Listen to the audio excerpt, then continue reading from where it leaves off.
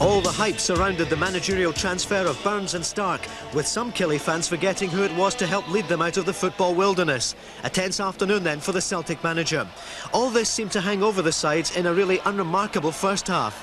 The best chance fell to Celtic in only 4 minutes. Phil O'Donnell setting up Celtic's first opportunity. Andy Walker through, and a great save there from Bobby Geddes. Young Colin McKee, signed last week for £300,000 from Manchester United, showed his class in the early stages. Great vision playing the ball wide to the right and then making the run into the box. But he failed to connect, and a let-off for Celtic. The home side started the day top of the table, and they were aiming to keep the unbeaten run going. Paul McStay back from suspension meant a midfield of 5 players, and at times it looked crowded. But Celtic back on the attack, O'Donnell playing it infield for McGinley. He sidestepped it to Peter Grant, and Lee Martin was there to knock it over the bar.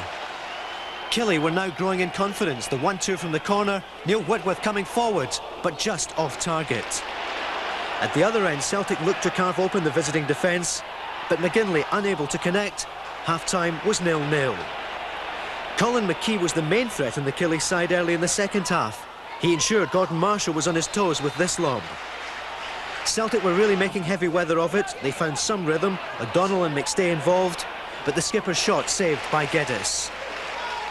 Then an unbelievable blunder. A long, harmless ball from Sean McSkimming. Mark McNally looking to play it back to goalkeeper Marshall, stubs his foot, and Bobby Williamson is there to nip in and score a remarkable goal and to put Killie in the lead. A terrible blunder by the Celtic defence. Tommy Burns then threw on Simon Donnelly for Lee Martin as they went for all-out attack. It almost paid off, Donnelly combining with the skipper Paul McStay, but he couldn't keep it down. Confidence is everything. Just look at Connor's back heel from McKee. He looked up and saw John Henry, and he really should have done better. A minute later, the former Clydebank man was involved again. Celtic were exposed, but John Henry failing to beat Gordon Marshall.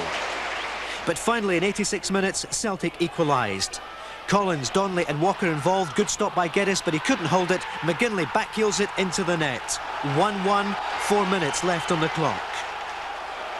In the last minute, the Ayrshire side should have collected all 3 points. Colin McKee threw in goal, but with only Marshall to beat, he missed the target, and it finished 1-1. Well, disappointing actually, Paul, because I felt we played very well indeed. Looked a very good side, and we created a lot of chances. And to lose a late goal was very disappointing because I felt the team played very well indeed. Yes, it was good to get on the score sheet again. I've just come out of the team the last few games, and obviously it takes a bit of pressure off myself to score that goal. And being equaliser it was quite good. Well, I seen the two Celtic lads were leaving it to each other, and I just kept on chasing it, and thankfully I got my toe in the end of it. They'll probably be still arguing about it now in the dressing room. Celtic didn't really seem to get going today, but in the second half your side grew with confidence.